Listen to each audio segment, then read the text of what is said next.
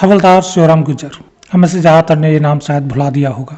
पुलवामा हमले का बदला लेने वाली टीम जिसने पाकिस्तानी आतंकी कामरान गाजी का खात्मा किया, उसके अहम सदस्य, और इस अभियान के दौरान उन्होंने वीरगति पाई। आज इस टीम की कहानी हवलदार शिवराम गुर्जर की। राम राम, मेरा नाम अजय सिंह, स्वागत है आपका मेरे यूट्यूब चैनल बसर पर। दोस्तों, हवलदार शिवराम गुर्जर झुंझुनू राजस्थान का एक स्थान है झुंझुनू, वहाँ के रहने वाले थे। उनके पास ही उनका गांव है। और 19 फरवरी को जब पुलवामा के पास ही आतंकियों के छुपे होने की सूचना मिली, 55 RR वहाँ पर तैनात थी। तो राष्ट्रीय राइफल की जो क्विक रिएक्शन टीम होती है, उसका हिस्सा थे शिवराम गुर्जर साहब। शिवराम गुर्जर साहब ने सूचना मिलने पे, क्योंकि उनकी एक सामान्य थी, उम्र में बड़े थे और साथ ही उन्हें उस्ताद शिवराम कहते थे। तो शिवराम उस्ताद हमेशा अपनी टीम की जिंदगी की चिंता अपने आप से ज़्यादा करते और कोशिश उनकी यही रहती थी कि जहाँ भी खतरा हो उसे वो पहले उठाएं, साथियों को पीछे रखें। टीम का नेतृत्व उस दिन मेजर विभूति शंकर डोंडियाल कर रहे थे। इस टीम ने जब उस इलाके को घेरा जहाँ आतंकियों के छुपे होने की सूचना थी, करीब 70 घरों का इलाका था। और सबसे पहले, जैसा कि सेना का एक नियम होता है कि जो सिविलियन है वहाँ पे, उन्हें सुरक्षित बाहर निकाला जाए, कोलेटरल डैमेज को रोका जाए। उसी का प्रयत्न जारी था। सिविलियंस को बाहर निकाल रहे थे।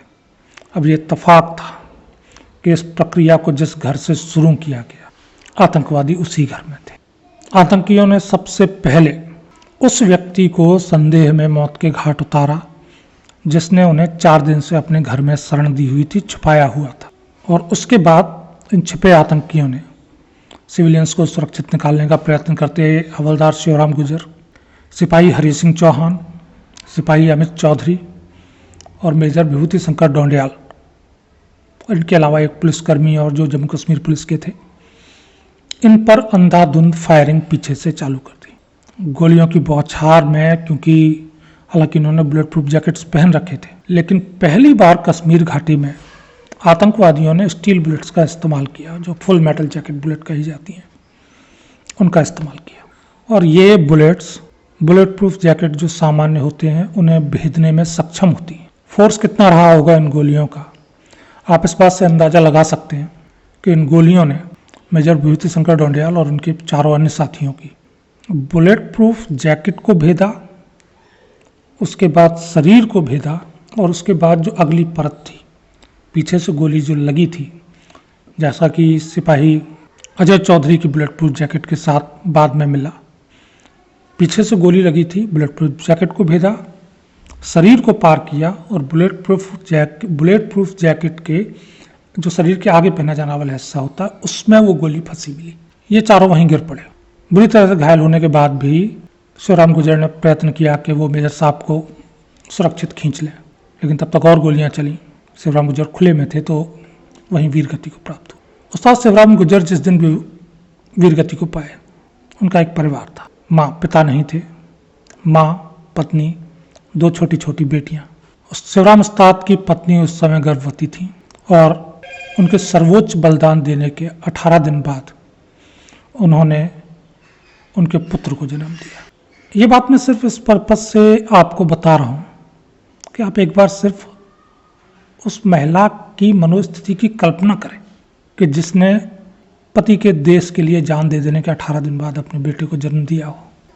कल्पनाओं से परे चीज़ है, सच्चाई है, ये हम आप सोच भी नहीं सकते। इस घटना के बाद आतंकियों और सैन्यकर्मियों की मुठभेड़ शुरू हो गई और ये बमुश्किल जो पूरी मुठभेड़ थी 10 से 12 मिनट के बीच। अजय चौधरी शरीर से लंबा चौड़ा एथलीट था, स्पोर्ट्स पर्सन था, उत्तर प्रदेश के मेरठ जिले के रहने वाला था और पहली गोलियों की बौछार में घायल होने के बावजूद भी वो उस घर में घुस गया। और जो 3 आतंकी छुपे थे, उनमें से एक आतंकी जो पाकिस्तान से आया हुआ था, जिसका नाम अब्दुल रशीद था, उससे अजय चौधरी की बेहद नज़दीक से 1-to-1 फाइट रही। इस फाइट में दोनों ने एक दूसरे पर अंधाधुंध गोलियों की बौछार की। अजय चौधरी भी इस लड़ाई में वीरगति को प्राप्त हुए और आतंकी अब्दुल रशीद को भी उन्होंने मार गिराया। 2 लोग, हवलदार शिवराम गुर्जर और अजय चौधरी, वीरगति को प्राप्त हो चुके थे। मेजर ढोंडियाल बुरी तरह से घायल पड़े थे। सिपाही हरि सिंह चौहान को भी गोलियां लगी हुई थी। हरि सिंह चौहान ने उस स्थिति में अपनी परवाह ना करते हुए, वो खुले में थे, पता था बोलने का मतलब ये पता चलेगा आतंकवादियों को कि यहाँ अभी कोई जीवित है और वो पुनः गोलियां आएंगी।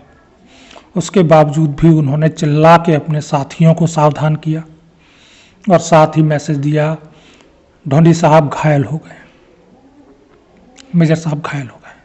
अपनी परवाह नहीं थी, गोलियां लगा हुआ व्यक्ति पड़ा हुआ है और उसे अपने मेजर साहब की चिंता है कि मेजर साहब घायल हो गए, उन्हें बचाओ।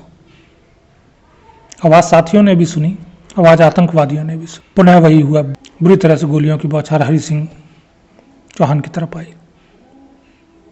कई गोलियां फिर लगी। लगभग मरणासन अवस्था में हरि सिंह पड़े हुए थे जमीन पे। ठीक उसी समय हथियार उठाए आतंकी का उन्हें अक्स दिखाई दिया। सामने उन्हें एक आतंकी दिखाई दिया। हरि सिंह चौहान उस आतंकी की तस्वीरें यूनिट में देख चुके थे। एक पल नहीं लगा पहचानने में कि ये कोई और नहीं, जैसे मोहम्मद का बड़ा कमांडर कामरान अली गाजी है। शरीर में बस थोड़ी बहुत ही जान बाकी थी, उसके बावजूद भी हाथ पैर काम नहीं कर रहे थे। हरि सिंह चौहान ने अपनी एक ही राइफल उठाई। उसे ज़्यादा ऊंचा नहीं उठा सकते थे क्योंकि एक ही हाथ काम कर रहा था, और लेटे हुए ही उन्होंने आतंकी कामरान गाजी के पैरों पर गोलियों की बौछार की। शरीर के ऊपरी हिस्से में उन्हें सहारा नहीं लगा सकते। अपनी आखिरी सांस लेने से पहले हरि सिंह ने यह सुनिश्चित कर दिया था कि कई मौकों पर सेना को चकमा दे चुका कामरान गाजी, पुलवामा अटैक का मुख्य सरगना कामरान गाजी, आज वहां से जिंदा वापस जाने वाला नहीं था, क्योंकि उसके पैरों के हरि सिंह चौहान ने चिथड़े उड़ा दिए। बहुत ज़्यादा खून बह जाने से मेजर विभूति शंकर ढोंडियाल का भी, जब तक उन्हें रिकवर किया गया, देहांत हो गया।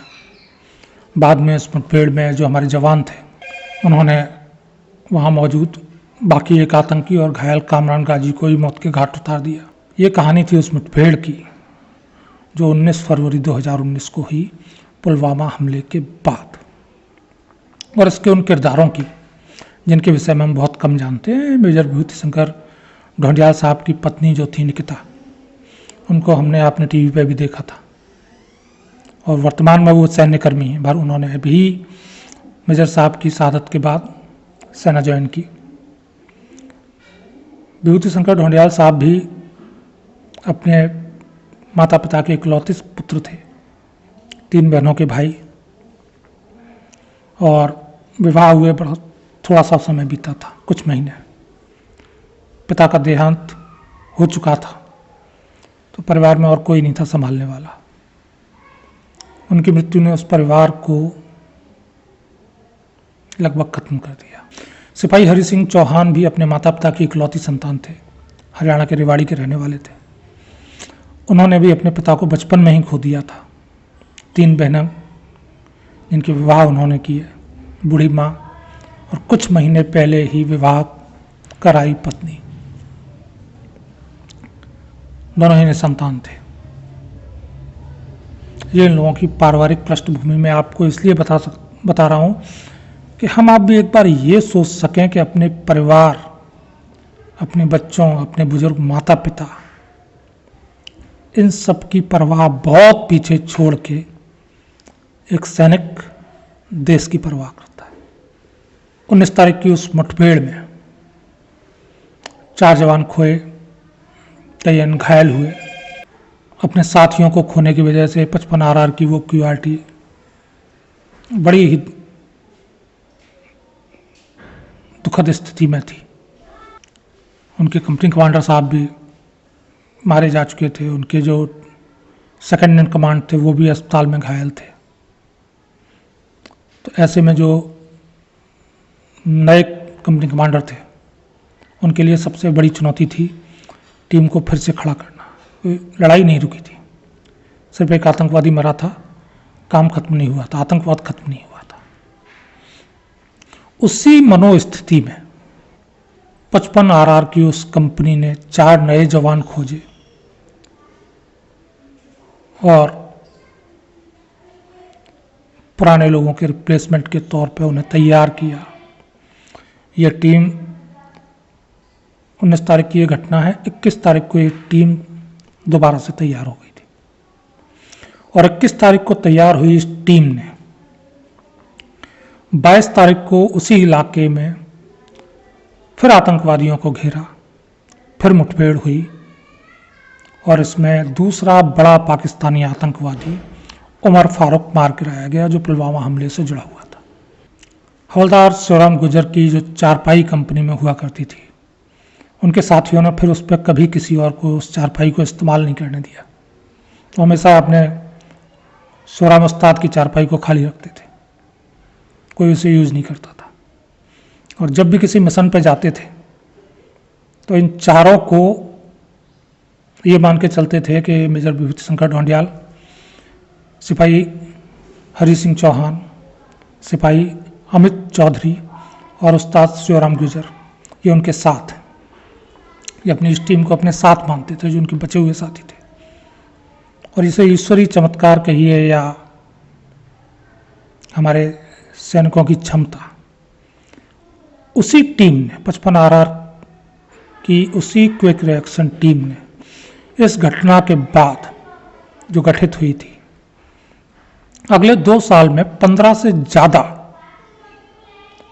मुठभेड़ें की आतंकियों के साथ, 2 दर्जन से ऊपर आतंकवादी मारे, जिनमें बड़ा नाम रियाज नायकू, जो हिजबुल का कमांडर था वहाँ कश्मीर में, रियाज नायकू को मार गिराने वाली टीम भी यही थी। इन्होंने इतने इनकाउंटर में इतने आतंकवादियों को मारा और किसी एक सदस्य को इंजरी छोड़िए कभी खरोच भी नहीं आई। अब इसे आप ईश्वरीय चमत्कार कह लीजिए या जो भी नाम देना चाहें। 55 आरआर की क्यूआरटी आज भी मानती है कि 4 जवान जो 19 फरवरी को देश के लिए वीरगति पाए थे, वो अपने साथियों के साथ ड्यूटी करते हैं, उनके साथ चलते हैं।